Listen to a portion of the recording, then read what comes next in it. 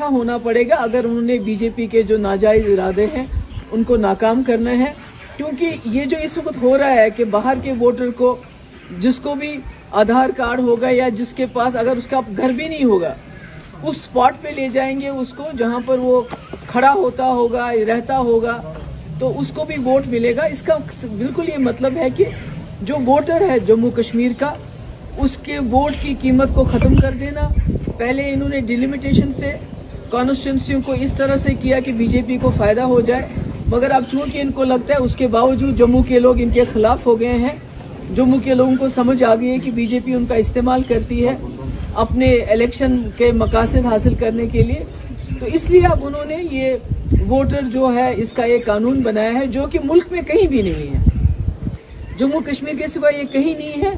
ये जम्मू कश्मीर की जो हमारा कल्चर है, चाहे वो डोगरा है चाहे कश्मीरी है, हमारे जो जॉब्स है, हमारी जो एम्प्लॉयमेंट है, हमारे जो वसाइल है, हमारा जो कारोबार है, उसको ये ख़त्म करके बाहर के लोगों को हम पे मुसलत करना चाहते हैं। जम्मू कश्मीर के अंदर नए वोटर्स की रजिस्ट्रेशन की जो प्रक्रिया चल रही है वो बिल्कुल संविधान के अनुसार चल रही है। हमारे देश का संविधान ये कहता है कि देश का कोई भी नागरिक जिस स्थान पर लंबे समय से रह रहा है वहां की मतदाता सूचियों में वह अपना नाम जोड़ सकता है। The representation of peoples act 1951 जो हमारे देश के संविधान का एक महत्वपूर्ण अंश है, वो देश के हर एक नागरिक को ये अधिकार देता है कि वो एक स्थान से अपने नाम को मतदाता सूची से कटवाने के बाद दूसरे स्थान जहां वो लंबे समय से रह रहा है वहां पर अपने नाम को मतदाता सूची में जोड़ सकता है। ये सब संविधान के अनुसार है और इसकी इजाजत हमारे देश का संविधान देता है।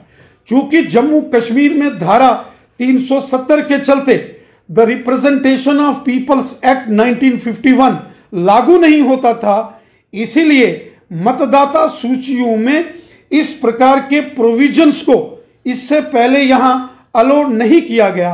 अब धारा 370 के समापन के बाद जो कानून पूरे देश में है वही कानून जम्मू कश्मीर के अंदर लागू है। इसलिए कोई भी व्यक्ति जो लंबे समय से जम्मू कश्मीर में रह रहा है और वो अपनी इच्छा से अपने मूल निवास स्थान से अपना वोट कटवाने के बाद जम्मू कश्मीर में अगर अपना वोट अपनी मतदाता सूचियों में रहने वाले स्थान पर जोड़ना चाहे तो वो जोड़ सकता है। ये अनुमति हमारे देश का संविधान हमें देता है।